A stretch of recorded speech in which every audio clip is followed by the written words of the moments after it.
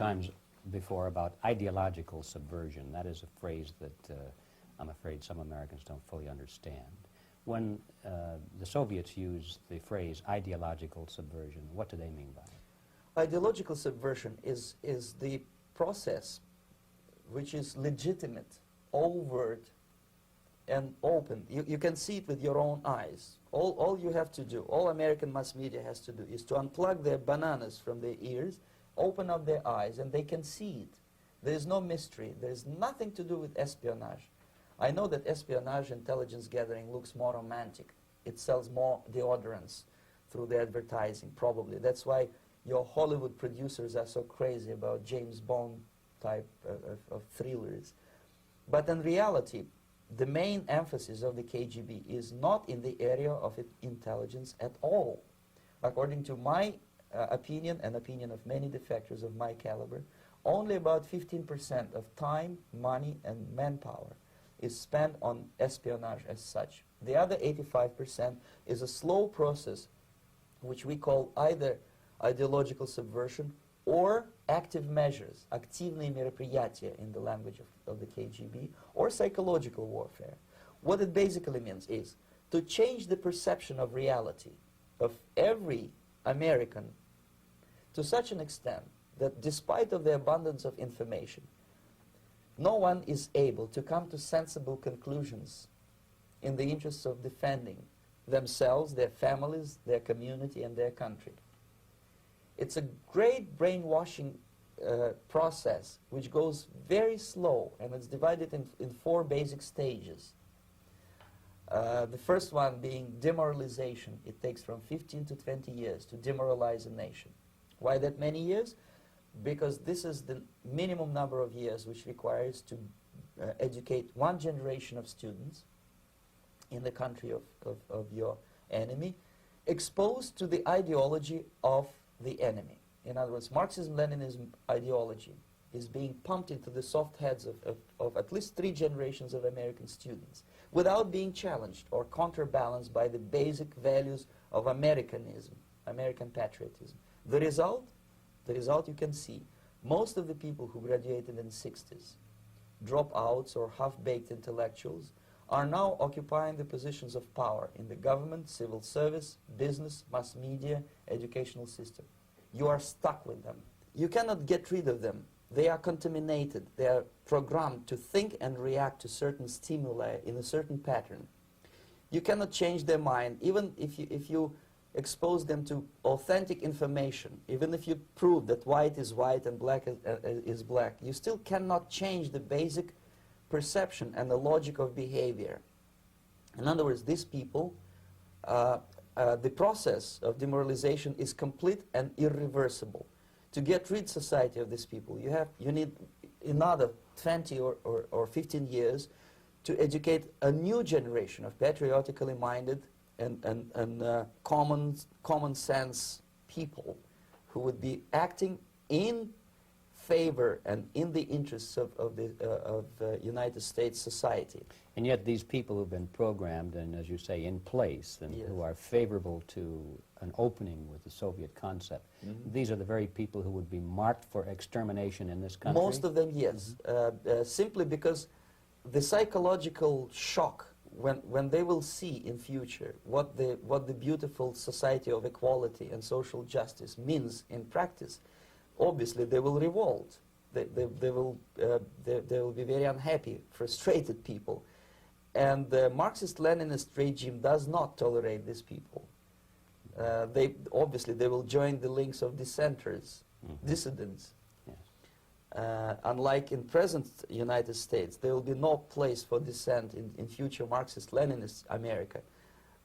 Here you can get popular like Daniel Ellsberg and filthy rich like Jane Fonda for being dissident, for criticizing your Pentagon. In future, these people will be simply squashed like cockroaches. Nobody is going to pay them nothing for their beautiful, noble ideas of equality.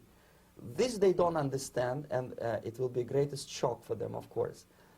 The demoralization process in the United States is basically completed already. For the last 25 years, actually it's overfulfilled, because demoralization now reaches such areas where previously not even Comrade Andropov and all his experts would even dream of such a tremendous success. Most of it is done by Americans to Americans, thanks to lack of moral standards. As I mentioned before, exposure to true information does not matter anymore. A person who was demoralized is unable to assess true information. The facts tell nothing to him. Even if I shower him with information, with authentic proof, with documents, with pictures, even if I take him by force to the Soviet Union and show him concentration camp, he will refuse to believe it until he is going to receive a kick in his fat bottom. When a military boot crashes then he will understand, but not before that. That's the tragic of the situation of demoralization. So basically America is stuck with demoralization, and unless, even if you start right now, here, this minute, you start educating new generation of Americans, it will still take you 15 to 20 years to turn the tide of ideological perception of reality back to normalcy and patriotism. The next stage is destabilization. This time, subverter does not care about your ideas and the patterns of your consumption. Whether you eat junk food and get fat and flabby, it doesn't matter anymore. This time, and it takes only from 2 to 5 years to destabilize a nation, what matters is essentials: economy, foreign relations, defense systems. And you can see it quite clearly that in some areas, in such sensitive areas as defense and economy, the influence of Marxist-Leninist ideas in the United States is absolutely fantastic. I could never believe it 14 years ago when I landed in this part of the world, that the process will go that fast. The next stage, of course, is crisis. It may take only up to 6 weeks to bring a country to the verge of crisis. You can see it in Central America now.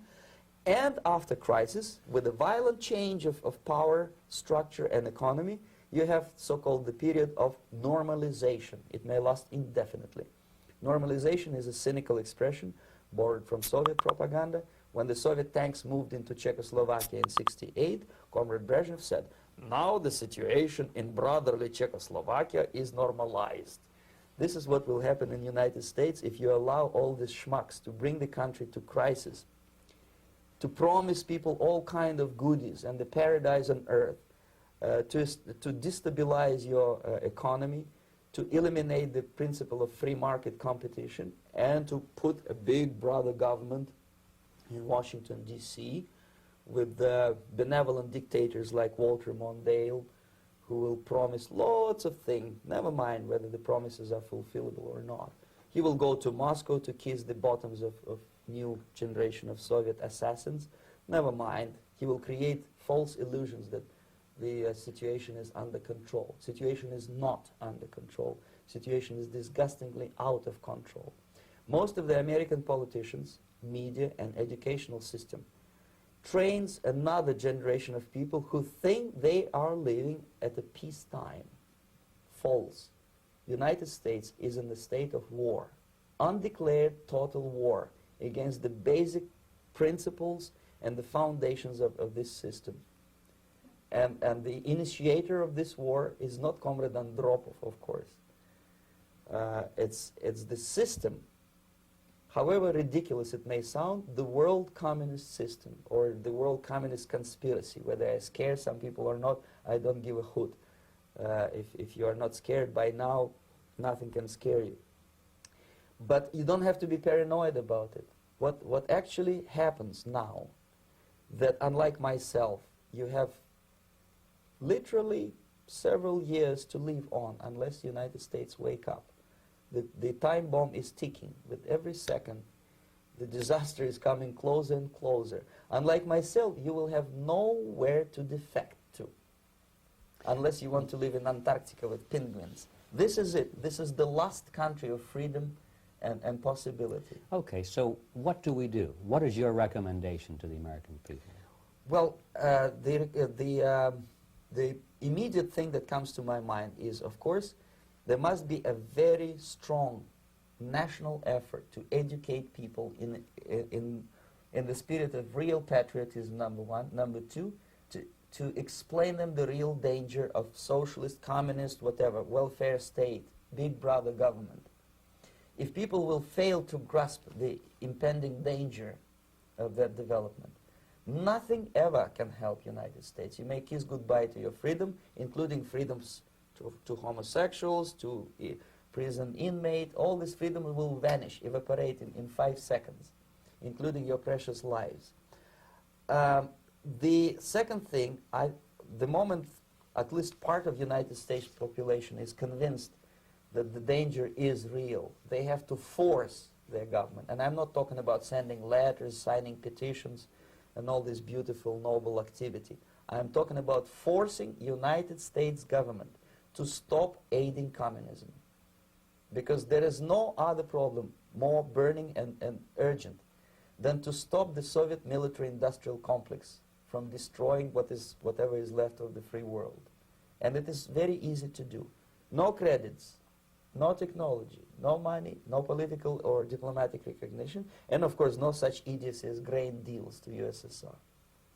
The Soviet people, 270 millions of Soviets, will be eternally thankful to you if you stop aiding a bunch of murderers who sit now in Kremlin and whom President Reagan respectfully calls government. They do not govern anything, least of all such complexity as the Soviet economy.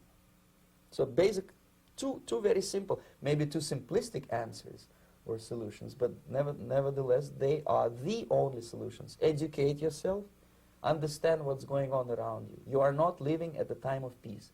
You are in a state of war, and you have precious little time to save yourself.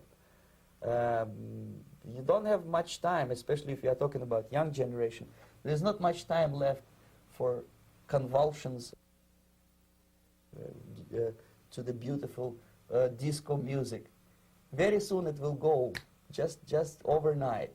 If we are talking about capitalists or wealthy businessmen, I think they are selling the rope on which they will hang very soon.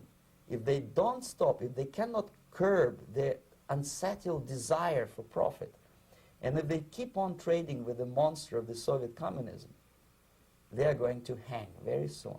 And they will pray to be killed, but unfortunately they will be sent to Alaska probably to manage industry of slaves. It's simplistic. I know it sounds unpleasant. I know Americans don't like to listen to things which are unpleasant.